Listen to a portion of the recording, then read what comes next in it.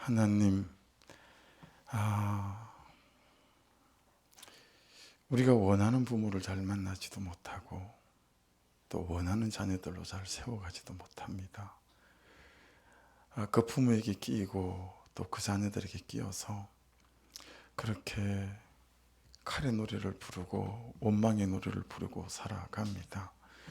보빈 자매가 고백하듯 비록 그의 부모님의 가정 속에 이런저런 어려움이 있으나 보빈 자매와 은수 형제가 잘 살아나가고 있으니 그들을 통해 살아나는 역사가 있을 줄로 믿습니다.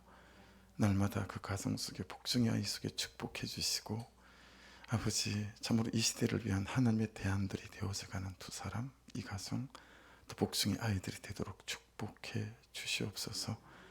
우리 영선 집사님 기도한 대로 그의 삶 속에 날마다 십자가 지는 적용도를 통해서 집사님의 가정과 또 그의 직장 속에서도 하나님의 살아계심을 증거하는 놀라운 인생으로 축복해 주옵소서.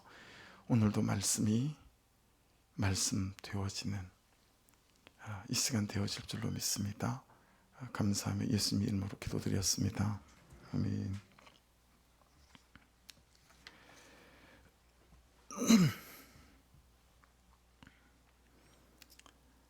제가 한 번씩 언급하는 에피소드여가지고요. 한 번 더 들으면 100번입니다. 라고 하시는 분들도 계시겠지만 100번을 말씀드렸어도 또 101번, 102번, 103번 그렇게 말씀드릴 수 있는 이유는 그것이 성경 말씀을 통하여 우리에게 말씀하시는 나에 대한 하나님 그분의 진심이기 때문에 그렇습니다. 이 말을 단지 소리로 귀가 듣지 않고 여러분의 마음이 듣고 여러분의 중심이 듣는 은혜가 있기를 부탁을 드립니다. 제가 신학교 기숙사에서요, 책을 빌리려고 약속한 시간에 선배님이 방을 노크를 했는데 아무 기척이 없었습니다. 조심스럽게 문을 살짝 열어보니까 약속을 잊어버렸는지 선배님이 자리에 없었어요. 근데 그 순간 선배님이 책상 머리맡에 아주 책상 폭보다도 넓게 길게 써있는 글귀 하나가 제 시선을 딱 끌어당겼습니다. 자막에 보이시는 이 글귀인데요, 만일 내가 하지 않는다면 내 뒤에 서 있는 수많은 사람들을 통하여 내가 해야 할 그 일을 하게 할 것이다 라는 글귀였습니다. 이 글귀가 말하는 뜻이 무슨 뜻인지 충분히 알아들을 수 있었고요. 이 글귀를 또 책상 머리에 붙여 놓으신 선배님의 의중이나 결기도 제가 100번 이해가 됐습니다. 그런데 제 마음에 이건 아닌데 싶은 생각이 있었어요. 되게 좀 불쾌했고요. 또 좀 억울했습니다. 하나님 아버지를 저 정도쯤으로 생각하는 것도 되게 불쾌했고, 나를 저리 생각하는 것도 되게 억울했습니다. 나에 대한 아버지의 마음을 저리 생각하는 것도 불쾌하고, 하나님 아버지에 대한 저의 마음을 저리 생각하는 것도 억울했습니다. 하나님을 꼭 우리를 불러다가 무슨 일이나 시켜먹는 분쯤으로 그렇게 생각하는 것처럼 느껴졌고, 우리는 맹목적으로 하나님의 그 부리심에 힘없이 맥없이 끌려다니고 당하고 사는 사람처럼 묘사된 것 같았기 때문에 제가 그렇게 좀 불쾌했고 억울했습니다. 나에 대하여 하나님이 그런 분이 아니고 하나님에 대하여 나도 그런 사람이 아닌데, 이 글귀 안에는 그날 아침 나를 향하신 하나님의 설레이는 사랑과 계획을 찾아볼 수가 없었습니다. 그래서 이 아침에 여러분에게 그날 아침을 소개하려고 합니다. 창세기 1장 25절인데요. 하나님이 땅의 짐승을 그 종류대로, 가축을 그 종류대로, 땅에 기는 모든 것을 그 종류대로 만드시니 하나님이 보시기에 좋았더라. 창세기 1장에 나오는 창조 기사의 마지막 구절입니다. 이때 성부 하나님과 성자 하나님과 성령 하나님의 그분들의 마음을 설레게 하는 그 어떤 사랑과 계획이 시작이 되었습니다. 창세기 1장 26절입니다.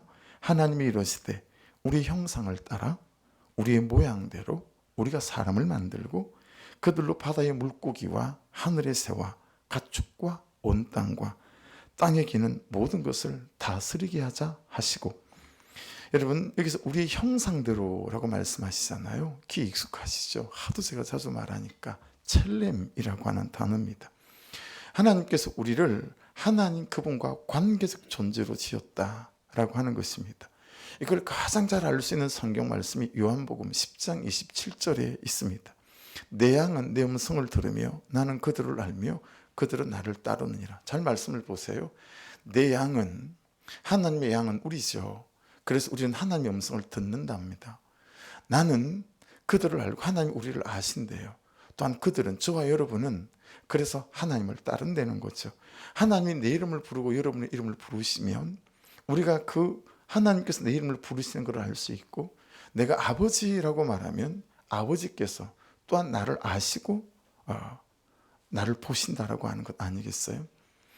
이스라엘에 있을 때 케이찬 선교사님이 어느 날 광야로 데리고 갔어요. 자그만 언덕배기로 데리고 올라가서 저 아래쪽을 쳐다보게 했어요. 아무것도 없으니까 왜 데리고 왔냐고 막 재촉을 했더니 잠깐만 기다려 보려고. 조금 지나니까 동서남북에서 목동들 한 분 한 분이 제가 보기에 100마리도 넘지 200마리도 되지 않을까 싶을 꽤 많은 양들을 데리고 모였어요. 모이고 나니까 여러분 그 앞에 뭘 하는데 보니까 그게 웅덩이였던 거예요. 꽤나 큰 웅덩이인데 그걸 나무로 얼기석에 다 덮어놨어요. 정발이 되지 말라고 그랬나 봐요. 그걸 다 걷어내니까 양들이 물을 먹기 시작하는 거예요. 제가 농부의 아들 아니겠습니까? 시골에서 가축이란 가축은 다 키워봤는데 큰일이다. 저 사람 저렇게 일머리가 없나? 저래가지고 광야에서 양은 어떻게 먹이는 목자로 목동으로 살아갈까? 왜 그럴까요? 저수들처럼 귀에다가 넘버링을 해서 1번소, 2번소, 3번소 표식을 한 것도 아니고, 소처럼 여기다 낙인을 찍어 이것은 소만교의 소다 이런 표식이 있는 것도 아니고, 저렇게 서로 목동 4명의 양을 섞어서 물을 먹이니 물을 먹고 난 다음에 어떻게 끌고 가냐 싶은 걱정거리가 너무 큰 거예요. 어떻게 하려나? 시간이 지난 뒤에 양들이 물을 다 먹고 나니까, 여러분 북쪽에서 목동 하나가요 2번 말하지도 2번 돌아보지도 않아요. 그냥 그 양들에게 가자 그러고 제 갈 길을 가니까요, 북쪽에서 온 모든 양들이 이 목동을 따라서 쭉 가는 거 있죠. 남쪽에서 온 목동이 돌아서 자기 길을 가면서 가자 그랬더니 그 모든 양들이 다 자기 목자의 음성을 듣고 다 따라가는 거 있죠. 깜짝 놀랐어요. 그때 이 요한복음 10장 27절 말씀이 그냥 해석이 됐습니다. 여러분 저를 보시겠어요? 분명히 아셔야 됩니다. 하나님은 저와 여러분을 하나님의 형상대로 창조하셨습니다. 그분과 관계적 존재로 지었습니다. 그분이 여러분의 이름을 부르면 여러분 들으실 수 있고, 여러분이 아버지 하나님을 부르시면 하나님 아버지는 우리의 음성과 우리의 마음을 보시고 듣고 아실 수 있는 이 관계적 존재 안에 우리가 지어졌다라고 하는 것입니까? 그러니까 이런 겁니다. 당신은 누구입니까? 라고 이 다음에 누가 물어보신다면 가장 좋은 대답 2가지를 알려드리겠습니다. 당신은 누구십니까? 라고 물어보실 때 대답은 이 2가지밖에 없다라고 봐요. 하나는 나는 하나님이 있어야 하는 존재입니다 라는 것입니다. 또 한 가지 2번째 가장 좋은 대답은 나는 하나님이 있어야 되는 존재입니다 입니다. 똑같은 말 같으나 달랍니다. 나는 하나님이 있어야 하는 존재고 나는 하나님이 있어야 되는 존재다. 그것이 저와 여러분이다 라고 하는 것이니 적용해 보십시오. 요즘 여러분의 삶에는 하나님이 있습니까? 여러분의 이 존재 안에는 하나님이 계십니까? 집사님의 기도처럼 여러분 그 어떤 문제와 그 관계 사이에서 하나님은 쏙 빼고 살아가진 않으십니까? 여러분 우리는 지어지기를 하나님이 있어야 되는 존재로 지어졌고 하나님이 있어야 되는 존재로 지으심을 받은 한 사람이다 라는 사실에서 절대로 비껴설 수 없고 벗어날 수 없다라고 하는 것입니다. 우리의 모양을 만들고는 데무트라고 하는 단어입니다. 근데 여러분 외적인 모양을 닮은 것이 아니고 하나님을 영적으로 닮았다, 지적으로 닮았다, 인격적으로 닮았다라는 뜻을 갖고 있습니다. 그러니 이런 거죠. 이 부분을 메시지 바이블은 이렇게 번역하고 해석해서 실었습니다. 하나님의 본성을 드러내게 하여 라고 번역했습니다. 무슨 얘기예요? 여러분, 성부 하나님, 성자 하나님, 성령 하나님께서 그날 아침, 그 설레이는 아침, 그분의 계획과 꿈들을 꾸시면서 우리를 만드실 때 우리 안에 하나님 그분의 영성과 그분의 지성과 그분의 인격을 우리 가운데 부어 넣으셨다라고 하는 것입니다. 할렐루야. 그게 우리예요. 그래서 여러분, 창세기 2장 7절은 이렇게 말씀하지 않습니까? 여호와 하나님이 땅에 흙으로 사람을 지으시고 생기를 그 코에 불어넣으시니 사람이 생명이 되니라. 여러분, 진흙에다가 하고 하나님이 생기를 불어넣었대요. 이 생기는 복화보입니다. 살아있다라는 하야라는 단어하고요. 그리고 하나님의 영이라는 뜻을 갖고 있는 리시마라는 단어. 그래서 살아있는 하나님의 숨, 살아있는 하나님의 이 영이 우리 가운데 들어오게 되어졌어요. 그때 우리는 하나님의 지적인, 영적인 그분의 인격들이 우리에게 부어졌다라고 하는 것입니다. 그렇게 영어 성경은 우리가 비잉이 되었다, 존재가 되었다라고 우리에게 말씀하고 있습니다. 그런데 우리를 더럽히고 하나님이 주신 것들을 잃어버리게 한 것이 있죠. 무엇이 우리를 더럽혔습니까? 무엇이 우리를 타락시켰습니까? 창세기 3장 6절입니다. 여자가 그 나무를 본즉 먹음직도 하고 보암직도 하고 지롭게 할 만큼 탐스럽기도 한 나무인지라. 여자가 그 열매를 따먹고 자기와 함께 있는 남편에게도 주며 그도 먹은지라. 죄입니다. 자, 그런데 저는 그냥 죄라고 부르거나 이것을 불순종이라고 부르거나 이것을 불신앙이라고 부르지 않습니다. 저는 이 죄를 말할 때 꼭 이렇게 말합니다. 하나님을 하나님으로 인정하지 않는 죄, 이렇게 부릅니다. 여러분 보세요. 선악과는 누구나 볼 수 있고 누구나 만질 수 있는 에덴 동산 한복판에 있었습니다. 출근할 때 볼 수 있어요. 퇴근할 때 볼 수 있어요. 아이들이 편의점에 가면서도 볼 수 있는 거예요. 누구나 볼 수 있는 자리에 이 선악과가 놓여 있었다라고 하는 것입니다. 선악과는요, 사다리 타고 막 올라가야 열매를 딸 수 있지 않았어요. 아이들이라도 아랫부분에 손만 내밀면 딱 따서 먹을 수 있을 만한 그런 자그마한 나무로 에덴 동산 한복판에 선악과가 있었습니다. 그러니 이런 것이죠. 만일에 하나님을 하나님으로 인정한다면 따먹지 말라 그랬으니 따먹지 않아요. 그러나 하나님을 하나님으로 인정하지 않는 사람은 언제든지 선악과를 따먹을 수 있는 위치에 있었습니다. 딱 그만한 장소와 딱 그만한 크기로 여러분 그들 앞에 있었고 우리 앞에 있어요. 그러니 오늘을 사는 우리에게 선악과는 처처에 널려 있습니다. 하나님을 하나님으로 인정하는 것도 하나님을 하나님으로 인정하지 않는 것도 여러분 40일 금식 같은 대단한 것들이 아닙니다. 너무 사소한 것이고 너무 작은 것입니다. 여러분, 하나님을 하나님으로 인정하는 것도 인정하지 않는 것도 최소한의 가장 작은 것이고 여기 있는 것이고 저기 있는 것이고 항상 우리 앞에 우리 옆에 손에 잡힐 만한 곳들에 이것은 있습니다. 항상 하고 사는 일일 수 있고 항상 보고 사는 일일 수 있습니다. 혈기 부리기 충분한 상황이 마음으로 꿀꺽 삼키며 웃어내는 것, 이거 하나님을 하나님으로 인정하는 거죠. 시간을 성실하게 사용하는 것, 하나님을 하나님으로 인정하는 거죠. 삶의 역할에 진심인 것, 아내 있습니까? 남편 있습니까? 부모 있습니까? 자녀 있습니까? 하나님이 내게 맡기신 그 역할에 진심인 것 또한 하나님을 하나님으로 인정하는 삶입니다.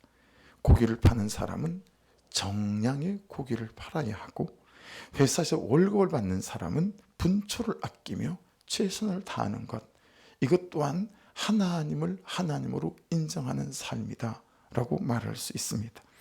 아무것도 아닌 이 작은 삶을 신령과 진정함으로 살아내는 것이 하나님을 하나님으로 인정하는 것입니다. 그러니 여러분 회개하셔야 됩니다. 남편을 속이고 아내를 속이고 부모를 속이고 자녀를 속이며 하나님을 속이며, 여러분 아무리 사소하게 생각한다 말할지라도 그 하나하나에 여러분 우리가 하나님을 하나님으로 인정하지 않는 많은 죄와 허물들이 숨어 있다라고 하는 것입니다. 그런데 여러분, 이 죄가, 죄된 삶이 우리에게 주는 것이 무엇인지 아십니까? 창세기 3장 7절 말씀입니다. 이에 그들의 눈이 밝아져 자기들이 벗은 줄을 알고 무화과나무 잎을 넣고 치마로 삼았더라. 벗은 줄을 알고 에롬이라는 단어입니다. 수치심이라는 겁니다. 여러분, 죄는 우리에게 수치심을 준답니다. 내가 부끄러운 거예요. 내가 어떤 존재였어요? 그날 아침에 하나님이 어떤 꿈을 꾸셨어요? 여러분의 가정의 대안으로 여러분을 세우셨다는 거예요. 그분의 영성과 그분의 지성과 그분의 인격을 담아 여러분의 가정과 이 도시 속에 우리는 하나님의 계획과 하나님의 대안으로 그분의 좋은 것들을 담아 여러분 우리를 창조하셨다는 거예요. 그런데 죄가 우리를 더럽혔어요. 그러면서 우리에게 수치심이 오는 거예요. 여러분, 이 수치심은 내가 부끄러운 것입니다. 내 존재가 부끄러운 것입니다. 내 인생이 수치스러운 거예요. 그래서 여러분, 미국에 있는 필로 신학교에 교수로 재직하셨던 루이스 스메데스라고 하는 교수님이 이렇게 얘기했습니다. 이 수치심과 죄책감의 차이를 구분했는데요, 이론적으로는 우리가 무엇을 하는 것에 대해서는 죄책감을 느끼는 것이고 우리가 누구인지에 대해서는 수치심을 느끼는 것이다 라는 거예요. 그러니까 수치심은 뭐예요? 내 존재가 느끼는 거예요. 내가 아무것도 아닌 것 같은 거예요. 내가 쓰레기 같은 거예요. 이렇게 살아 무아지 싶은 거예요. 여러분, 수치심은 나는 나쁜 사람이다, 내 존재에 초점을 맞춥니다. 행동에 초점을 맞춘 죄책감마저도 이 죄책감이 나에게 가져오는 것이 무엇입니까? 나는 안 돼. 나는 틀렸어. 내 존재를 수치스럽게 생각하고 창피하게 생각하게 만든다라고 하는 것입니다. 그래서 여러분, 수치심은 세 가지를 만들어냅니다. 첫째는 나의 작아짐입니다. 스몰. 작아서요. 여러분, 나를 작아지게 만들어 현실 앞에서든 사람 앞에서든 문제 앞에서든 염려 앞에서든 작아지게 만들어요. 그래서 여러분, 블레셋과의 전투, 근데 거기에 골리앗이 나오지 않았습니까? 이스라엘 전체 군대가 너무 작아졌어요. 밤만 새면 도망가기 시작했어요. 아침만 되면. 여러분, 그때 다윗을 보세요. 그렇죠? 그가 작은 사람 17살의 소년이었으나 여러분, 그 안에 하나님의 임재와 영광이 있으니까 여러분, 골리앗의 크기와 맞먹는, 그렇죠? 대적하는 사람이 되어진 걸 볼 수 있어요. 두 번째 수치심이 가져오는 것은 나의 무가치함, worthlessness라는 단어입니다. 내가 너무 무가치하게 느껴지는 거예요. 뭐 때문에? 학벌 때문에. 뭐 때문에요? 외모 때문에. 뭐 때문에요? 내 실패 때문에. 뭐 때문에요? 나의 상처 때문에요. 온갖 것이 나를 무가치한 존재로 여기게 만들어요. 여러분, 세 번째 가져오는 것은 뭐냐면 나의 무력함입니다. 파워레스네스입니다. 너무 나는 아무것도 할 수 없는 사람인 것 같은 거예요. 도무지 차이를 만들어내지 못하는 사람인 거예요. 어디다 쓰겠나 싶은 거예요. 여러분, 혹시 좀 작지 않으세요? 요즘 혹시 내가 무가치하다 여기지 않으세요? 요즘 혹시 너무 무력하지 않으십니까? 해서 여러분 보세요. 죄와 죄인은 구분해야 합니다. 정말 부탁드립니다. 죄와 죄인을 구분하십시오. 죄는 치를 떨어야죠. 죄와는 멱살을 잡든 바짓가랑이를 잡든 피 흘리기까지 싸워봐야죠. 하지만 죄인은 긍휼히 여겨야 합니다. 불쌍히 여겨야 합니다. 그런데 우리는 반대로 삽니다. 죄는 아무런 거리낌이 없습니다. 죄가 하자는 대로 가자는 대로 살아갑니다. 정욕이 이끄는 대로 죄짓고 삽니다. 죄와는 한 번도 멱살을 틀어잡고 싸워본 기억이 없습니다. 여러분, 여러분의 죄 때문에 3일을 금식하며 일주일을 금식하며 여러분 멱살을 잡고 그렇게 죄와 싸워본 적이 있습니까? 죄와는 한 번도 그렇게 싸워본 적이 없으면서요, 죄인은 가만두질 않습니다. 그러니 교회는 죄인이 와야 하는 곳인데 교회에 죄인이 못 옵니다. 정죄받을까 판단받을까 무서워가지고요. 정죄받아야 하고 판단받아야 하고 비난받아야 하니까 교회에서 죄를 드러내지도 못합니다. 교회에서 내가 죄인입니다, 자기 죄를 보고 말하면 가만두질 않으니까요. 오늘 그 사람 앞에 말했을 뿐인데 내일이면 온 교회 소문이 바닥에 퍼져 있는 게 한국교회의 상황, 현실, 누가 아니라고 부인할 수 있습니까? 여러분 따라해 주십시오. 죄인이 와서 죄를 이기는 곳이 교회입니다. 할렐루야. 죄인이 와서 죄를 이기는 곳이 교회여야 합니다. 여러분, 죄인이 와서 죄를 이기는 곳이 목장이어야 합니다. 할렐루야. 여러분, 교회는 따라하십니다. 상처가 와서 상처를 이기는 곳이 교회입니다. 그래야 하지 않을까요?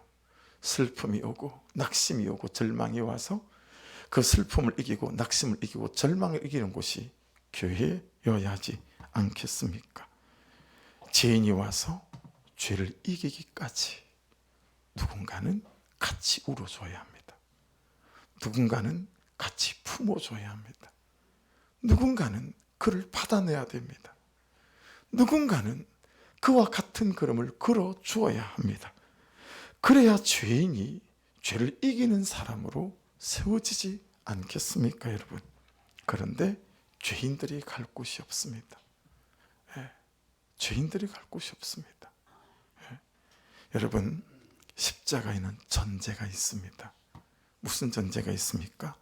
용서받는다, 용서했다 라는 전제가 있습니다. 십자가에 무슨 전제가 있습니까? 용납받았다 라는 전제가 있습니다. 여러분, 교회에도 이 전제가 있어야 합니다.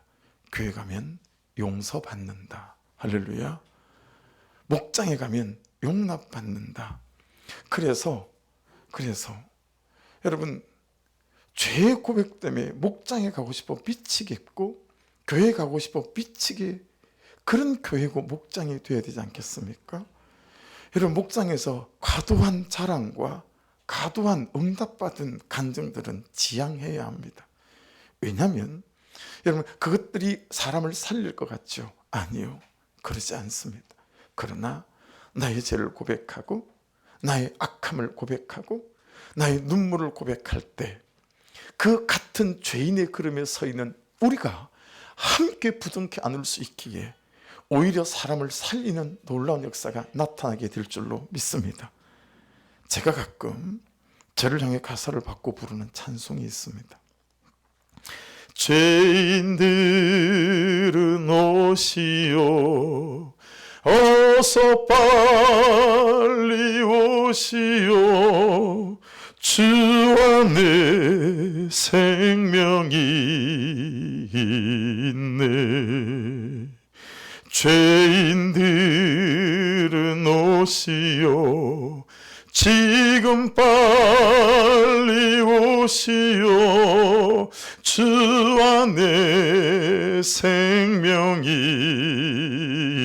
있네. 예수 안에 생명이 있네. 주님이 빛이 되시네. 예수 안에 생명이 있네. 주님이 길이 되시네. 할렐루야. 내 삶이 헝클어졌다고 생각하는 분들 계시죠? 문은 예수님에게 있습니다.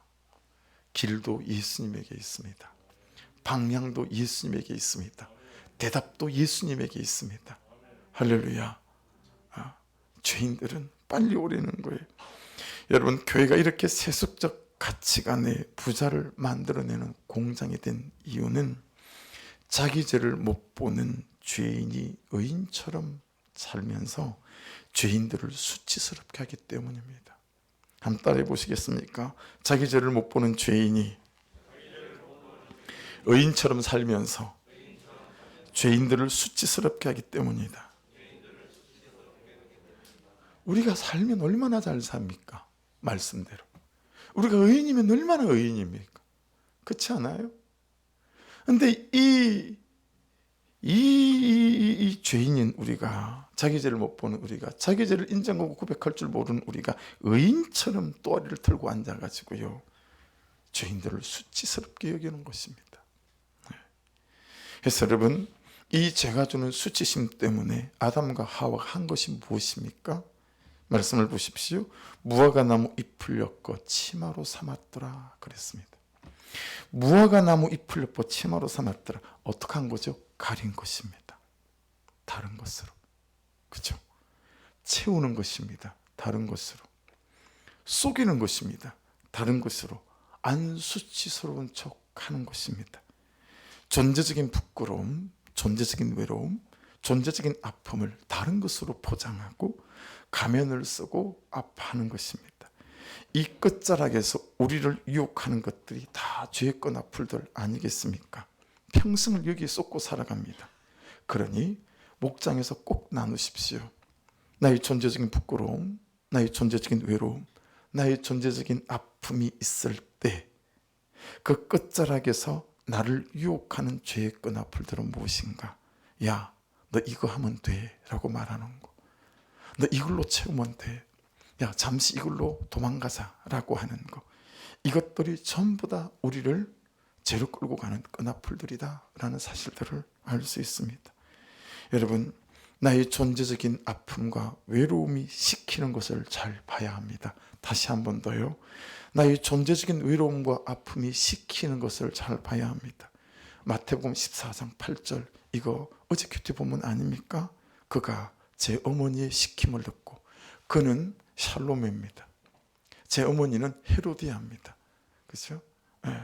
여러분, 헤롯은요, 그의 자존심이 시키는 대로 살았기 때문에, 여러분, 세류안의 목을 잘라달라는 말에 자기 자존심 때문에 그 말을 지키지 않을 수가 없었어요.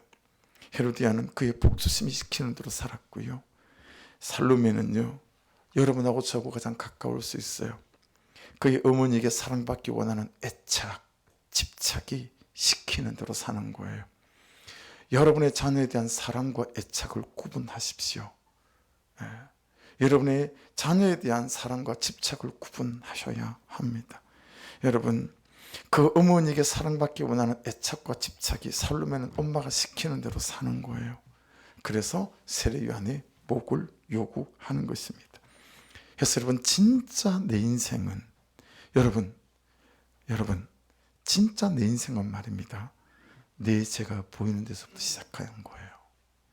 그래서 진짜 불러야 할 내 인생의 제일 첫 번째 노래는 뭐예요? 믿어서요 라는 거예요. 믿어서요. 두 번째 내 인생이 불러야 하는 최고의 노래는 뭐였죠? 말씀이 들리기 시작했어요. 세 번째는요, 내 죄가 보이기 시작했습니다. 여러분, 이때 잔치가 벌어져야 됩니다. 자, 목자들도, 목원들도 잘 보십시오. 목장에서 누군가가 말씀이 들리기 시작하면 그날은 잔치를 벌여야 됩니다. 네, 할렐루야. 누군가가 자기 죄를 보기 시작하잖아요. 그날은 회식하는 날이어야 돼요. 네.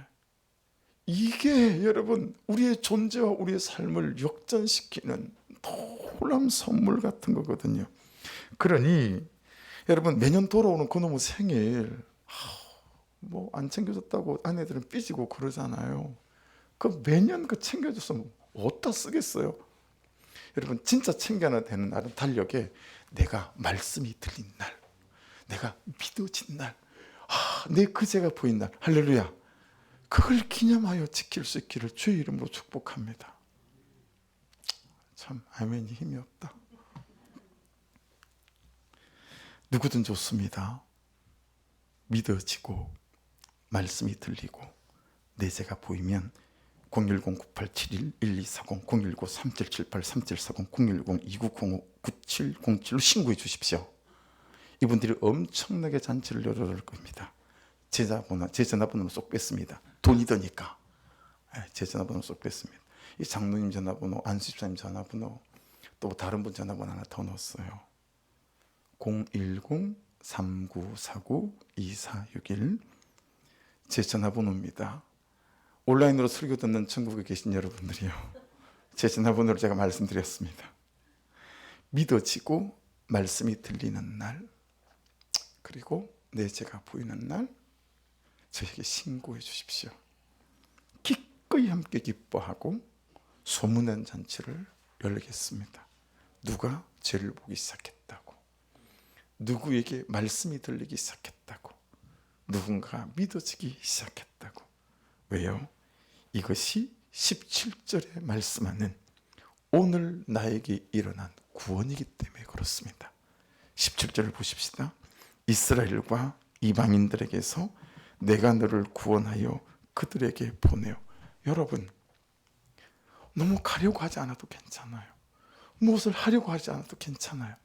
여러분이 구원 속에 있으면, 구원이 현재 진행형이면, 살아나서 살아있으면 여러분은 거저 그분의 은혜가 살아나게 하는 인생으로 살아가게 할 줄로 믿습니다.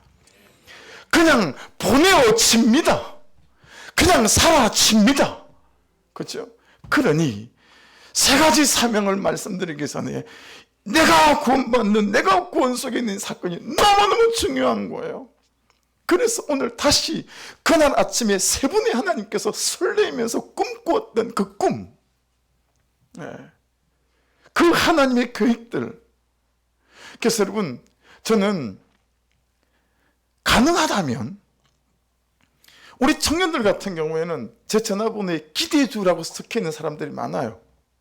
기대주, 강은빈 뭐 이런 거. 제 제일 처음 기대주는 최민이었어요. 요즘 기도 다 안 해요. 전 정말 기대함이 있거든요. 저런 사람 보기가 쉽지 진짜 제 고백이거든요. 여러분, 한 사람 한 사람은 하나님의 기대주예요. 하나님의 계획이에요.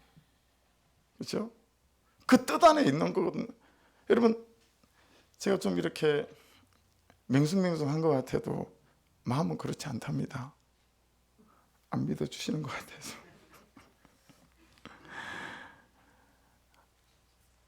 여러분, 그날 아침 하나님께서 설레이는 마음으로 부어 넣어주신 거예요. 저를 보시겠어요? 사방을 둘러보세요. 이 중에 사람이 만들지 않은 게 있습니까? 다 사람이 만든 거죠. 목적을 두고 만들었죠. 그러면 세상은 진화론은 빼놓고 믿는 우리끼니까 얘기해 봅시다. 저와 여러분은 하나님이 만드신 거 맞습니까? 그러면 하나님이 목적 없이 만들었겠어요? 목적 있게 만들었겠어요? 붕빵 찍어내듯이, 공장에서 물건 찍어내듯이 저와 여러분을 찍어낸 겁니까? 아니에요. 여러분, 하고 생기를 불어넣으실 때 하나님 그분이 우리 각자에게만 품으신 독특한 마음이 있어요. 그래서 그 글귀를 띄어내고 싶었던 거예요. 여러분 중에 누구는 창문으로, 누구는 이 스피커로 그분이 설레이는 꿈을 꾸셨어요. 그런데 여러분이 저 스피커의 역할을 감당하지 못한다고 냅다 갈아치우고 다른 사람으로 저 자리에, 아니요. 그러려면 하나님은 십자가 지는 수고를 하지 않으셨을 것입니다. 여러분, 이 구원은요, 엑사리오라고 합니다. 엑사이레오. 빼내다, 구해내다, 선택하다라는 뜻입니다. 구원은 나에 대한 하나님의 선택입니다. 따라하십시오. 구원은 나에 대한 하나님의 선택이다. 한 번 더요. 구원은 나에 대한 하나님의 계획이다. 할렐루야. 여러분, 이 구원 속에 우리가 있는 거예요. 이 하나님의 선택 속에 우리가 있는 것입니다. 예. 더 강력한 뜻이 하나 있어요. 그것은 하나님 자신을 위해 나를 빼냈다, 선택했다라고 하는 뜻입니다. 그만큼 하나님은 나에게 간절했고 하나님은 나에게 진심이었습니다. 여러분은 누구의 필요에 의해서 여러분 그 사람의 간절함의 대상이 되어 본 적이 있으십니까? 어린 나이에 지구훈련소에서 기능사 자격증 2개를 따고 서울 사당동에 취직을 했어요. 17, 18 어간이었어요.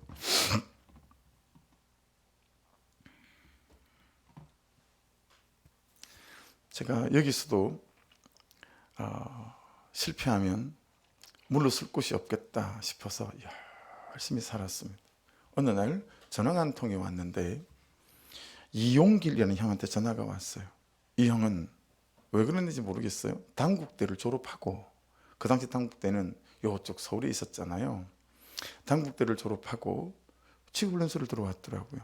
같은 기능사 자격증을 몇 개를 따서 이 형은 집이 저기 공주였어요. 공주. 그 형은 대전에 취직을 했어요. 이 형이 전화를 왔어요. 그래가지고는 좀 만나러 오겠다고. 그날이 토요일 저녁에 올라왔나 봐요. 그리고 정말 비싸고 맛있는 음식점에 데려가가지고 맛있는 음식을 대접하고, 그리고 제가 우리 사장님이 현장 기사로 발령하면서 기사는 술을 먹어야 된다고 우리 사장님이 술을 가르쳤어요. 새벽 2시쯤 됐는데 이 형이 갑자기 택시를 부르는 거 있죠.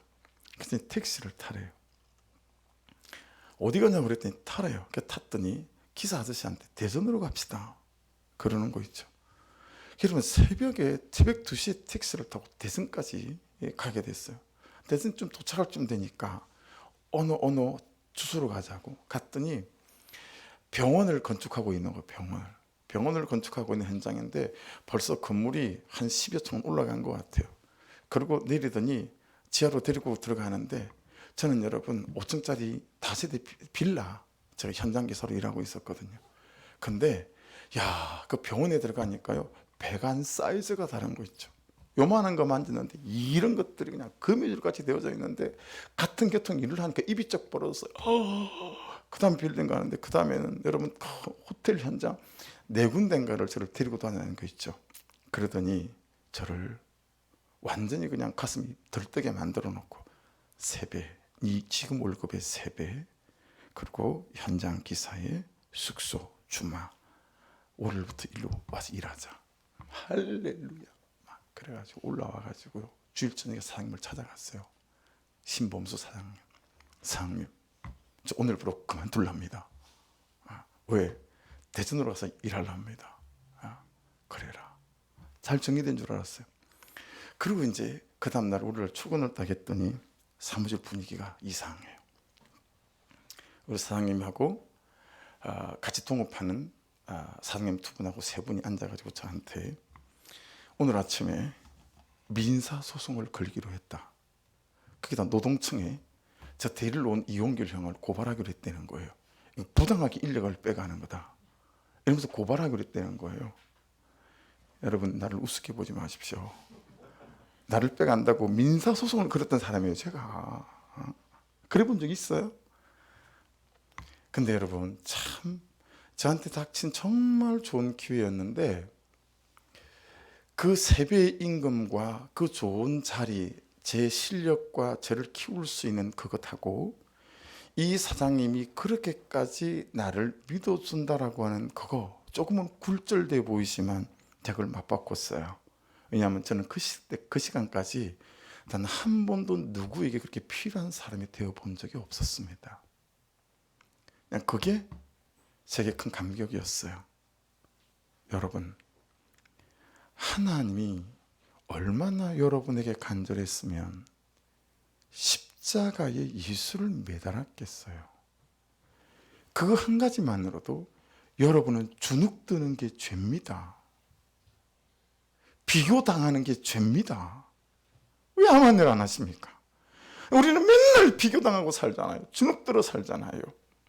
사랑하는 여러분, 그날 아침 성부, 성자, 성령 하나님이 그 결정을 하시고 그 선택을 하시고 창세기 2장 7절 여호와 하나님이 땅의 흙으로 사람을 지으시고 생기를 그 그에 불어넣으시니 사람이 생명이 되니라. 할렐루야. 여러분, 왜 우리가 살아계신 하나님만 보고 가야 합니까? 지어지기를 하나님으로부터 지어졌기 때문입니다. 내 존재가 고쳐져야 내 인생이 고쳐지는데 내 존재를 고치실 분은 하나님밖에 없습니다. 할렐루야. 삶을 고치려고 하니까 삶이 실패하는 것입니다. 내 존재를 고쳐야 내 삶이 이깁니다. 내 존재는 하나님만 고칠 수 있습니다. 왜요? 그분이 지었기 때문에 그렇습니다. 그분의 인격과 그분의 지성이 나를 사로잡고 있기 때문에 여러분, 그분만이 고칠 수 있는 그분 앞에 나를 내어놓고 그분의 고치심의 손길이 말씀이 내 존재를 고칠 때 우리가 다시 살아갈 수 있습니다. 우리가 왜 내 죄만 보고 와야 합니까? 내 죄가 나를 더럽히기 때문에 그렇습니다. 내 죄가 하나님으로부터 나를 끊어내기 때문에 그렇습니다. 그러니 여러분 보십시오. 사단이 가장 잘하는 두 가지가 뭐죠? 낚시질하고 낙수입니다. 맨날 과거에 실패했던 나를 낚시질합니다. 두 번째, 항상 낙서합니다. 자기 마음 가는 대로 써붙입니다. 마음 가는 대로. 넌 이래서 안 되고 넌 저래서 안 되고. 예. 그 막 찢겨러 놓은 게 낙서 아니겠습니까? 이 낙서를 우리가 좀 고상한 말로 뭐라고 부르죠? 거짓 메시지다 이렇게 부릅니다. 여러분을 향한 거짓 메시지에 더 이상 농락당하지 마시고 복음이 주장하는 저와 여러분으로 세워지는 은혜가 있기를 주의 이름으로 축복합니다. 뉴욕시 부유한 엘리트층에 사는 지역에 큰 부자가 살고 있었어요. 이건 월스트리트 저널에 나왔던 실화거든요. 오랜 세월 동안 할아버지, 아버지, 자기 때까지 골동품을 사모았습니다. 6개월 동안 유럽 여행을 하게 되었는데 큰 고민이 생겼죠. 이 골동품을 훔쳐가면 어떻게 할까? 잠이 오지 않았어요. 그 당시에 최고의 도난 방지기를 달고 무선 개를 몇만씩이나 또 배치를 해도 불편해서 잠이 오질 않았어요. 여행을 며칠 앞두고 묘안이 떠올랐습니다. 뉴욕 뒷길에 이미테이션을 파는 가짜를 파는 데를 가가지고요. 가짜 그림, 가짜 골동품을 잔뜩 사갖고 들어왔습니다. 그리고 앞에다 놓고 가부좌를 들고 앉아서 마음 가는 대로 가격표를 써붙이는 거죠. 5억 7천, 12억 5천만 원짜리, 8억 9천만 원짜리 막 수십억, 수억에 막 가짜 상표를 붙여서 떡떡 붙인 다음에 진짜 사이에다가 다 찔러놓고 그리고 영을 갔다 왔더니 놀랍게도 도둑이 들었는데 여러분 가짜 상표를 붙여놓고만 다 가져갔대잖아요. 문제는 여러분에게도 저에게도 누군가 가짜 상표를 붙여놓은 게 있다라고 하는 것입니다. 여러분 사단이 현실이 우리 이런저런 삶의 과정 속에서 붙여놓은 거짓 상표가 예수 이름으로 떨어지고 끊어질 수 있기를 주의 이름으로 축복합니다. 할렐루야. 우리는 하나님의 자녀로 하나님의 선택으로 구원에 초청받은 백성인 줄로 믿습니다. 그 하나님의 부르심 앞에 저와 여러분이 이제 구원의 백성으로 되어져서 여러분 보내심을 받는 살리는 인생으로 세워져가는 은혜와 역사가 있기를 주의 이름으로 축복합니다. 사탄의 권세에서 이제는 하나님의 자녀의 권세됨을 가지고 승리하는 은혜가 있기를 주의 이름으로 축복합니다. 그러니 여러분 오늘도 이 한 주간을 시작하면서 정말 믿어졌어요. 그리고 들리기 시작했어요. 그리고 내 죄가 보이기 시작했어요. 이 세 가지 노래를 부르는 인생이 될 수 있도록 여러분의 삶을 참으로 구별하고 분별해서 아버지 저 여기 있어요 라고 내어드리는 은혜가 있기를 주의 이름으로 축복합니다. 여러분 한 분 한 분들은 하나님의 기대 쓰고 하나님의 계획이고 하나님의 섭리 안에 있는 백성들인 줄로 믿습니다. 기도하겠습니다. 말씀 붙잡고